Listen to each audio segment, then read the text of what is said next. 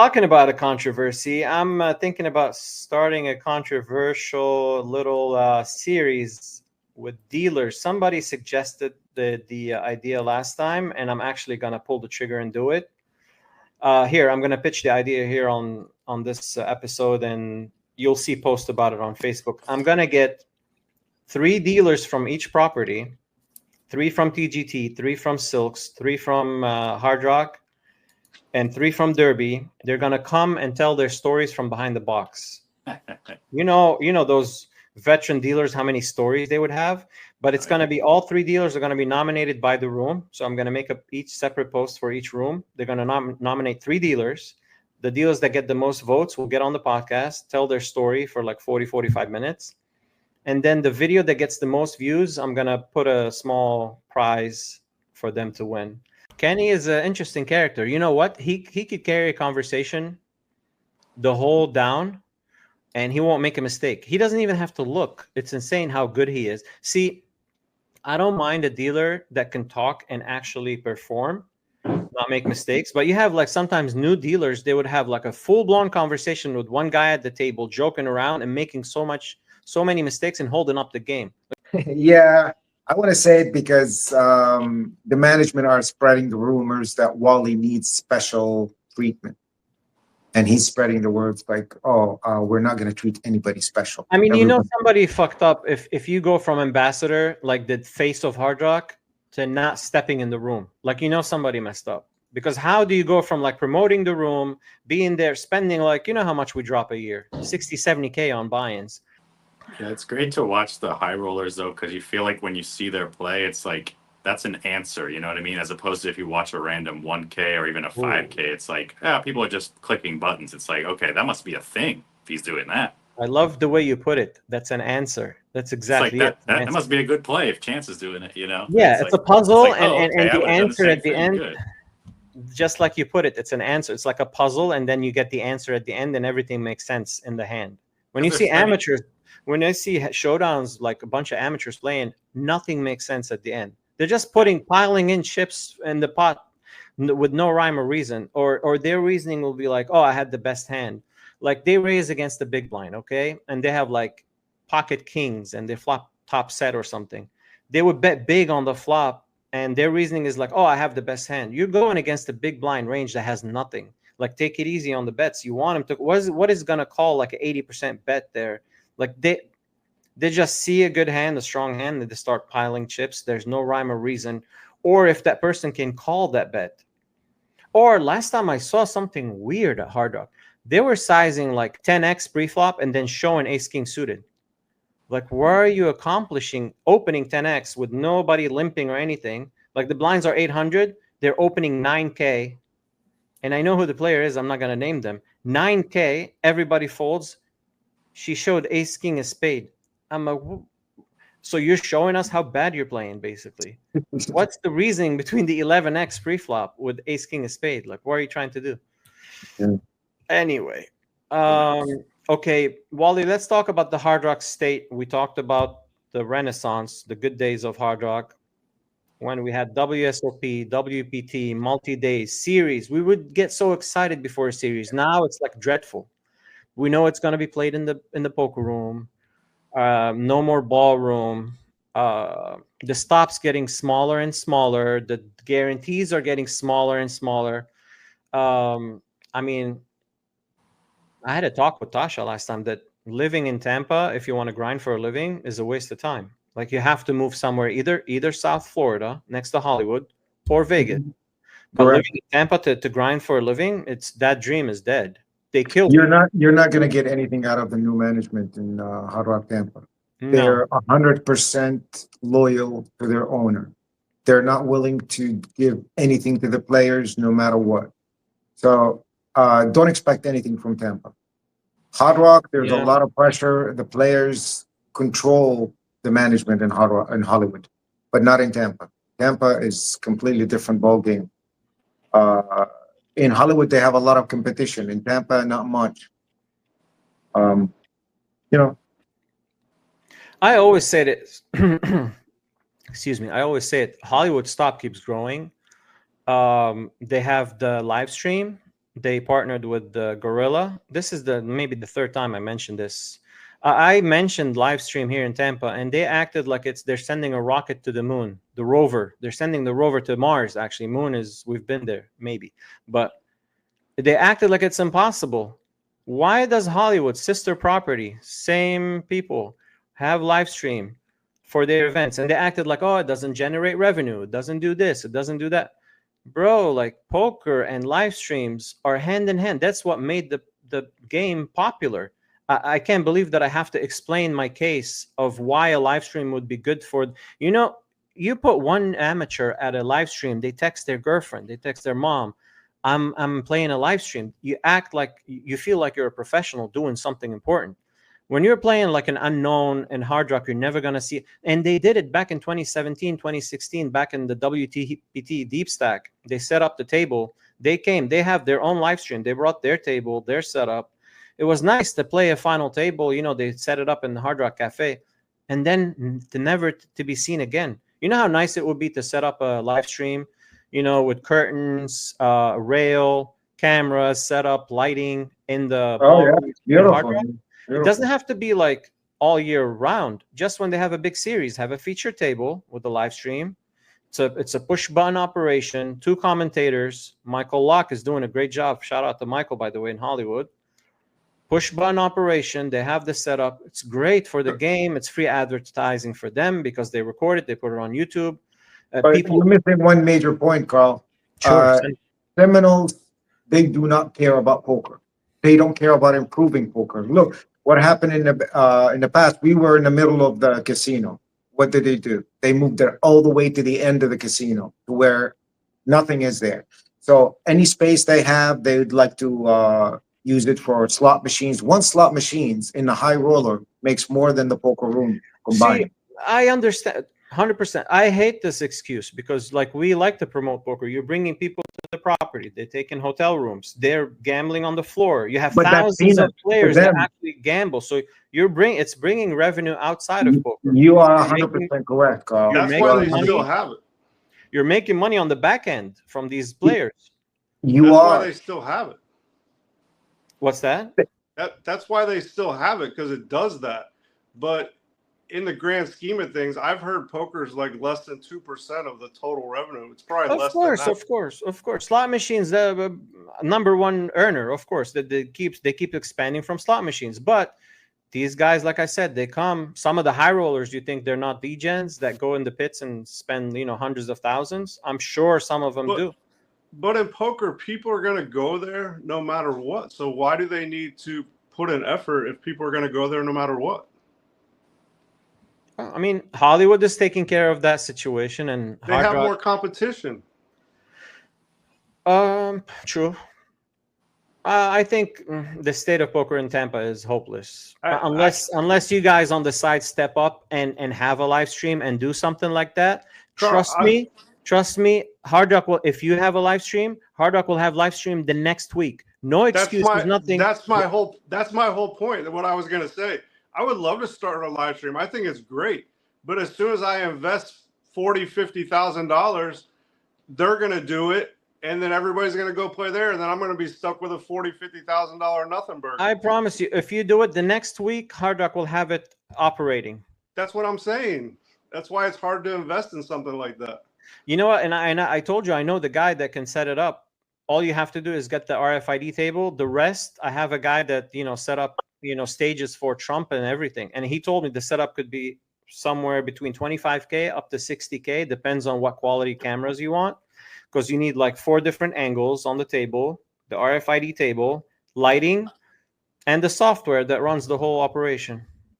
Yeah, I've got as far as a full quote and everything. I just have never pulled the bottom line trigger because I just know it's going to get copied. I just know it. That's all they do. That's what they get good at. They copy their own.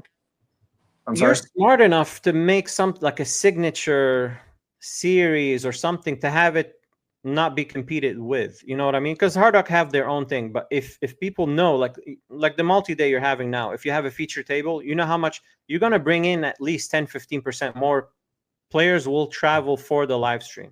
It just puts that property on the map when when you have the live feed on YouTube, 2 commentators, TGT gets on the map. They have live stream. Nobody else has. Derby would step up their game, because we tried it with Derby. They were almost there to pull the trigger, but the company was asking for a certain amount. It was too much, and they wanted on the back end to make money, because they were thinking about a cash live stream. I'm thinking just for just like what Hollywood is doing. They have the live stream just for tournaments. Then if you want to do it for cash, that's up to you. But it's nice to have a live stream for tournaments. It will put that event, whatever event you're having, on a pedestal. It makes it much more prestigious when players are playing. I'm telling you, you'll gain those players forever that get on the live stream table. Okay, this is Hard Rock. Let's move on to the questions from the chat. Wally is a popular character here in the Tampa area. Let's see what they have for you. What are the odds of the live stream happening, JD? 40%, 20% in the future? I can make it happen. Like, the odds can be whatever you want to make them. I can make it happen. Mm-hmm. I just need the support of players that want to come and make it successful. You know what I mean? Mm-hmm. You have our support. You know, we'll promote the shit out of it. We'll help you promote it. Trust me. You know, you got mine. And mine. Like, it's really unfair for the players. Like, Daytona has a live stream. Jacksonville Best Bet has a live stream. You need a big fake controversy where like a stripper walks in and some like crazy shit happens, and then it like goes all over Twitter, and then they're like, "Whoa, there's like a live stream." Talking about a controversy, I'm thinking about starting a controversial little series with dealers. Somebody suggested the idea last time, and I'm actually gonna pull the trigger and do it. Here, I'm gonna pitch the idea here on this episode, and you'll see post about it on Facebook. I'm gonna get 3 dealers from each property, 3 from TGT, 3 from Silks, 3 from Hard Rock, and 3 from Derby. They're gonna come and tell their stories from behind the box. You know those veteran dealers, how many stories they would have. But it's gonna be all 3 dealers are gonna be nominated by the room. So I'm gonna make up each separate post for each room. They're gonna nominate 3 dealers. The dealers that get the most votes will get on the podcast, tell their story for like 40-45 minutes. And then the video that gets the most views, I'm gonna put a small prize for them to win. It'll be a little bit of drama. Be right back. That sounds fun. Yeah, good idea. Yeah, Shane, you'll co-host it too. I think dealers are cool. Yeah, Kenny is an interesting character. You know what? He could carry a conversation the whole down, and he won't make a mistake. He doesn't even have to look. It's insane how good he is. See, I don't mind a dealer that can talk and actually perform, not make mistakes. But you have like sometimes new dealers, they would have like a full-blown conversation with one guy at the table, joking around and making so many mistakes and holding up the game. If you're good at the job, talk. No, I don't have a problem with it. But if you want to, if you need to focus on the job to do it well, focus. Don't have a conversation. It's okay to say hello, a little greeting. That's fine, but not a full-blown conversation. Wally, Yeah. Let's get to the questions. Some questions, some comments. Rambo Ramsdale, shout out to Rambo. He says the GOAT. The GOAT. Yeah, let's not go that far. Yeah, you are the GOAT. That's why we have you on. Vaughn Garden, shout out to the GOAT at Hard Rock. Oh, he's one of my favorite dealers. I like Vaughn. Mine too. He's a house head, and I love house music. He's a DJ. He's amazing. He's amazing. Wally's a legend. Man, I miss him being at The Rock. When are you going to come back to The Rock? I mean, I've begged you so many times. When are you going to make that? Well, yeah, you know, it's not totally just about the Hard Rock. It's also the injury I have in my back that prevent me from playing big tournaments. Let's talk about that and the situation that happened real quick. I don't know if you want to talk about it or not. Real quick, we'll mention it. Oh, well, that's based on my back issue. That's what the problem happened in at the Hard Rock. You want to tell the chair situation, the chair story? Well, yeah, I want to say it because the management are spreading the rumors that Wally needs special treatment.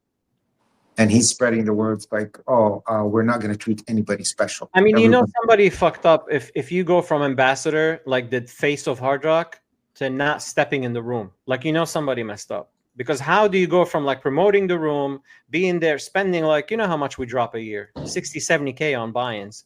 Yeah. I know for them it's nothing because they say, oh, it's nothing. They rather us spend it on slots, but hey, we're still spending that money in the room. So how do you go Not from just that, Carl? You got to remember, I was promoting this room for years. I was considered as my room. Every time I say anybody wants to play in my house, in my place, let's go to the Hard Rock. I always on Snapchat, on social media, always promoting their product. What does Always. it take? What does it take to get you back in the room? An apology? I don't think they're gonna apologize, but would would that get you back in the room? apology from Yi and Pablo personally. That would bring me back. Yes, to Okay. realize that they did make a mistake, and they've been not fair to me at all. I did not wanted a special treatment. I have back issues where I need a chair that it's 90 degrees and it's hard. It's not that soft, cushiony Okay, one. let's I let's act- break down the situation, and I'm gonna be fair here and see both people's perspective. Okay. This is what happened. You were having an episode with your back. You couldn't sit on their chairs, so you asked for a stool from the bar because Yeah, it's exact. You know those small chairs in the bar, the hard one. It's not. Oh, It's not you're not talking about the stools. You're talking about Like the at the normal table. chairs at the Yeah. cafeteria. any chairs in. You know where the food court is? Not the food Yeah. court. Where you go have the sandwich and sit down Yeah. and eat. Mhm. Okay, I said I want one of those chairs. If you can give me one of those chairs because they don't move. My back is 90 degrees and I can sit like that for hours. Okay, Uh, my understanding was you were asking for a bar stool with the high A ones. bar stool? Why would I wanted a bar stool? So now I understand the situation. You wanted a low chair from the cafeteria. Any Correct. chair that it's a 90 degrees, whether a stool or I said any chair from that area that it's They- 90 degrees and it's hard. They denied it, and they said their reasoning is if we give special treatment for Wally and give him one of those Yeah, chairs, He people will said start. we're not going to give They anybody. went extreme, and they said people will start bringing their own chairs. People would want different chairs. Okay, I see their point because it's a uniform. Everybody sits on the chairs that they have, the computer chairs. So they didn't want to change the setup. I get it, but there could have been a way to explain it, like Wally. Sorry, we don't want to start this But that's trend. not the issue. The call is not about the actual chair. It's not about anything. That's what I'm saying. It's It the is way. personal. It's- It's personal. It's the way they handled it. Correct. Yeah. First and second, I was not a fan of Yi and Pablo from the day I was an ambassador until they came in, and because I was all about players. I always reach out to the vice president and the president. I have a meeting with the vice president, a phone call with the president about the situation at the Hard Rock. They did not like that. They would say no to anything I say or do. Why? Because I wanted that room to be a special room because I practically live there. I spend 12, 14 hours sometimes in that vocal room. In one area, it's freezing. And in the other area, you need like an AC blowing at your face because it's so hot. This issue, it's been for years. And I've been fighting for it. And that's when I reach to the higher management and I tell them we cannot play in this situation. The temperature, it's either freezing or hot. There's no food for someone who stayed for 12 hours. They will not open the food stand that, the one in the poker room.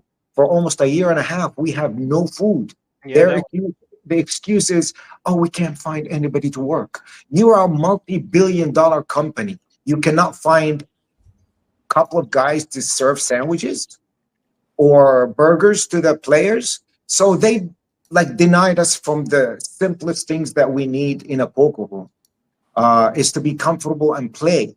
And I was the voice of the poker players, where I was like thrown under the bus. I reach out to all the management to tell them that we need this to be fixed. Until now, they haven't fixed the issue with the AC. You go to table Okay. 1, 2, 3, and 4, it's hot as hell. You go to 11, 13, and 12, it's freezing. So you don't know how to dress up. And if you move from one table to another during a tournament, then you have to bring with you a wardrobe for cold and hot. Like, this is a basic things that everybody needs as a poker player in a poker room. And they denied it because, oh no, The we're AC not going to. situation can be fixed, but I don't know who's the brain behind it. It doesn't have to be extreme, hot or cold. Put it on 70 degrees and let the AC do its job. They don't They care. had a technician. They had a technician come with a thermometer and test the temperature in the room. It was at 64. Why do you have to have it at 64? Can it be at 69, 60, something tolerable? Because you're Yeah. sitting there like fighting the elements of, besides the game being torture, sometimes you have to fight the weather elements. Have it cool. It doesn't have to be extreme. I don't know. I don't know why they do it. Like, what's the reason? There's one, sorry to interrupt you. One player, she was sitting next to me, an old lady. She said she complained about the temperature is too cold, and she had like multiple sweaters and things. And she talked to you, and you said that we have no control They of always that. say we're gonna had fix, to we're gonna leave. fix it. They don't do anything about it. She left the tournament. She could not stay there anymore longer Yeah. because she was freezing. Yeah. Lately it's been okay, but like the servers are half naked too. Like, they're not wearing, they don't have a choice of wearing a hoodie. So like, think about them too. Like, the They supervisors don't care can wear a about jacket. anybody. The servers can't wear anything. Us players, we're sitting down for like 10, 12 hours. We're not moving. The dealers sometimes bring fans, even if it's cold, because they're moving. They're doing a lot of movement. But players are stuck there for 10, 12 hours, and you're fighting that, the cold. Let's move on. We have a lot of questions for you, Wally. Right. Yeah, but I think we addressed the important topics. Tyler Wallace, shout out to Tyler. He said, "Yeah, here's a question: where the hell have you been?" LOL. Yeah. Well, like I said, the injury from my back prevented me from playing like I used to play. I remember I never missed a tournament every single day, no matter what it is. A $50, not a 50, but $100, 200, 300, 500. I play all these tournaments. But after the injury to my back, if I'm lucky, I'll play once a week. Merso, he's a dealer at Derby. Funny guy, super funny guy. I think I'm going to have him on the dealer episode. Wally is the man. Georgie Ferrer, shout out to Georgie, best supervisor at TGT. He puts celebration emoji. The homie Nesmith, shout out to the homie, grinder, hardcore grinder at TGT.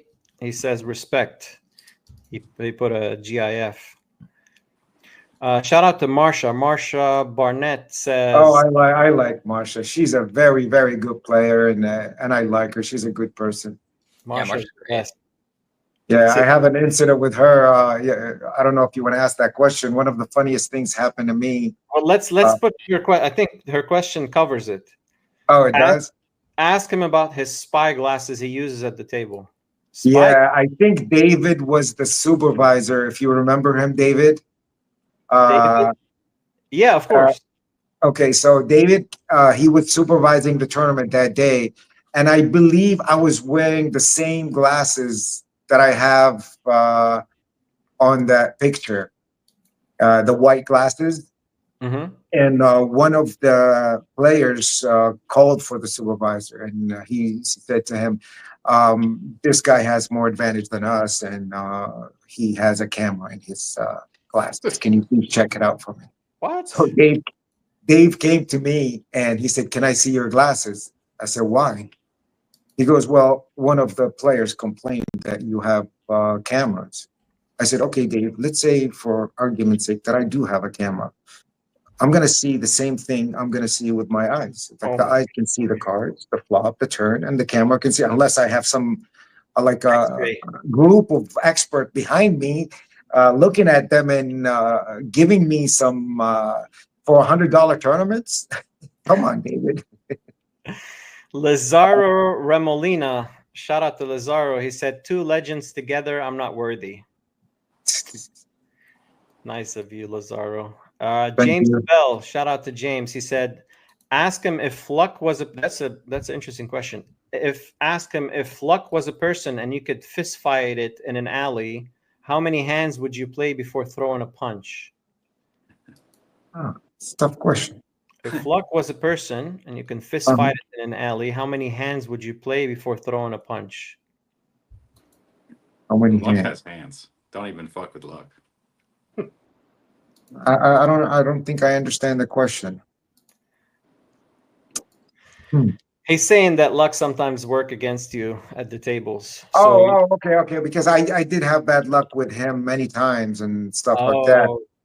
Maybe that's why he said, yeah, it's one of the things that really gets into me. And that's one of the questions you're probably going to have later on is when you do the right thing every single time and it turn out you end up losing the hand. Get punished. Yes, that's when you're punished for making the right decisions. You make the right call. You do the right calculation, equity, and everything, and you make the right decision with 1 card left, and you end up losing. That's part of the frustration that you can get playing poker. Yeah. That will never happen in any other discipline than poker. Never happen in chess, never happen in basketball. You make the right decisions, you get rewarded. In poker, you make the right decision, get punished a lot of the times. Ross, sorry, David, you had something to say? Yeah, that's why I always just make sure to punt. That way you don't feel bad. Yeah, luck has nothing to do with it. Right, you just send it. And you know when to never have a bad beat? Put it in behind. There you go. There you go. Ross Cordless, shout out to the GOAT. What is a bigger passion for you, Wally, poker or Candy Crush? Oh my God, Ross is one of my favorite dealers. I love this kid. Every time he comes to my table, he makes us laugh, and he's fast, he's good, he's Candy Crush. Sorry to tell you, I quit Candy Crush the beginning of August.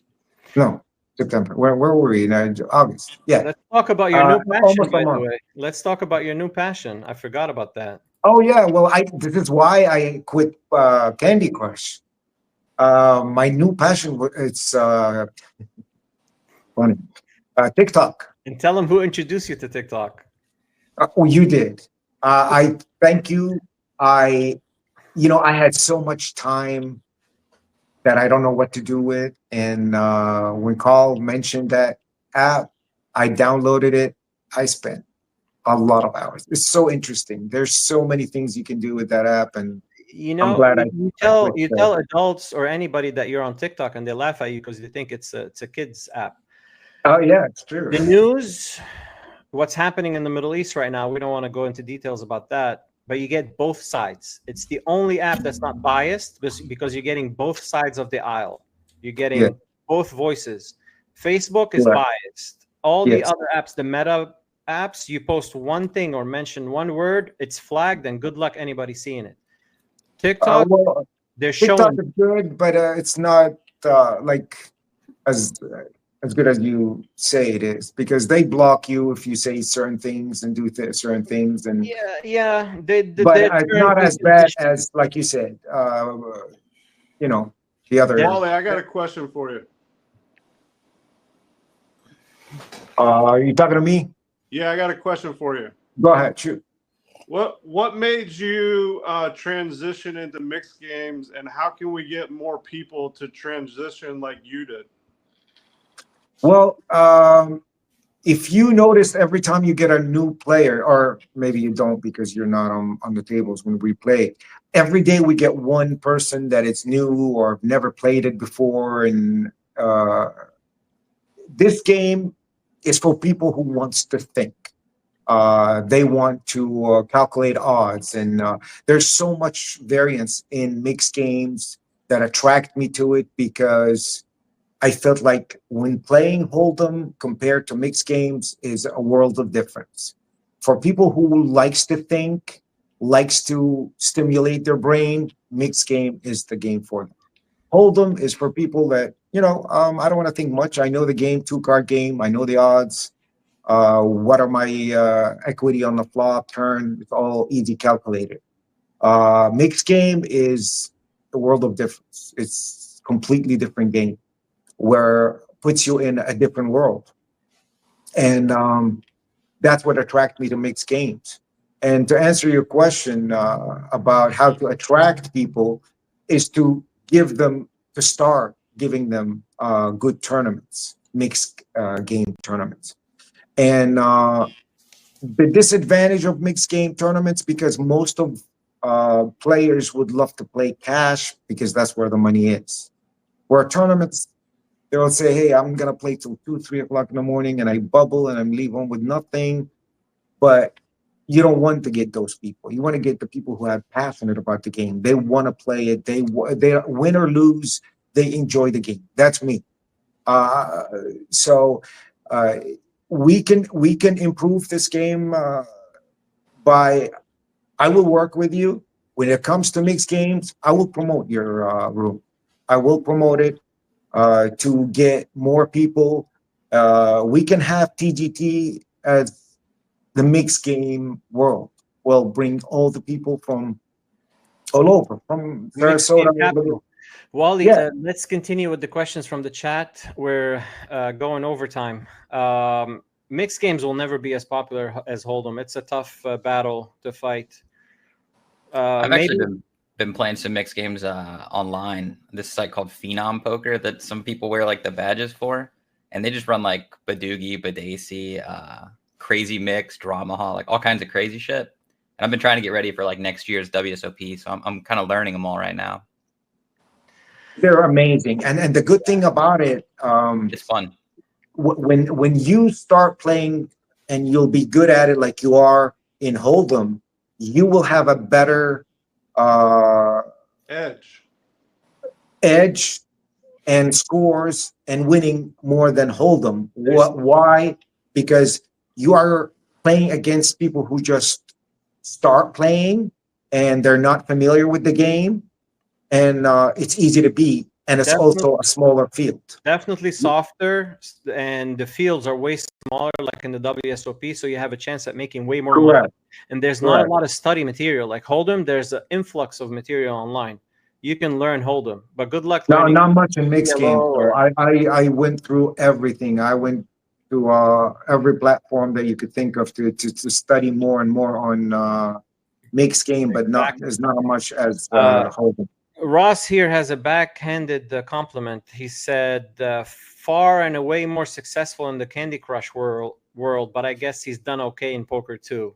And then actually, Candy Crush, I did reach the final level where every week I have to wait for Candy Crush to make 45 levels or 60 levels. They do 60 levels every week, every Wednesday.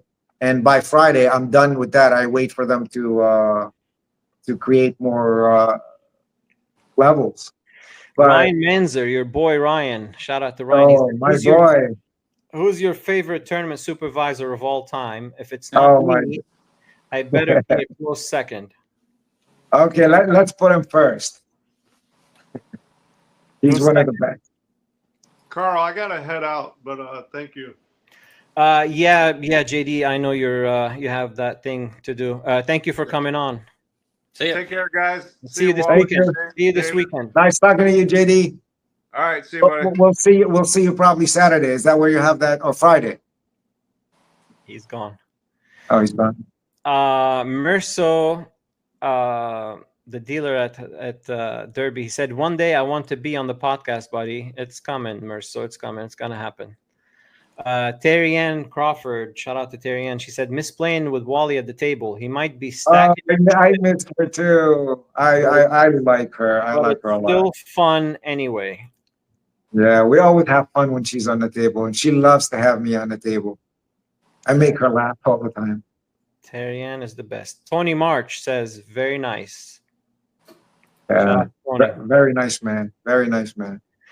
Chad Kitchen, shout out to the machine. I shared with Wally that there was something about his game that I wanted to emulate, but never shared what it was. It was consistency in cashing.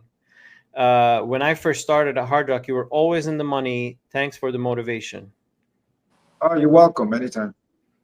And then he says, remember, Carl, man, what I said? I took something from everyone, including you, LOL. Thank you.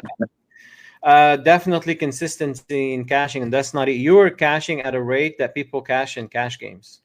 Like you would cash like 6 out of 10 or so, some ridiculous number. And I don't think overall. I'm like 27%, but there are days that you can cash in that's 6 out of 8 or 9 out of 10, and then you go like 20 tournaments without cashing. So it's not always that you're in the money. You're in the money. The variance of the game will not allow you to have that. So I do get lucky. I did get lucky. I do have catches, not because I am exceptionally better than everybody else. No, I play more than everybody else. When somebody plays one tournament a week and I play 7, and I have better cashes than him, doesn't mean that I'm better than him. It's just he doesn't play as much as I did. And I used to play almost every day. And I enjoy the game. I enjoy everything about this game. And I did okay. I mean, it's not a great numbers, but they're doable. No, I mean, your cashing rate was sick. You just perfected. It's all about, tournament poker is all about survival, and you kind of, your style, you perfected your style to get into cash more often. I find a way where to play good cards, because you are limited to the amount of chips that you have. So the equity on those chips is way higher than anything else. So you get every chip you spend, you have to be careful how to spend it, when to spend it, and if you're getting any return, your opponent. There's a lot of factors in this game, and it's not easy. But anyway. Well, guys, thank you so much for coming on, Shane, David, Wally. It's been a pleasure having you on. Thank you for having us. Thanks for everybody. This is going to make a lot of noise online. Thanks, everyone. See you at the tables.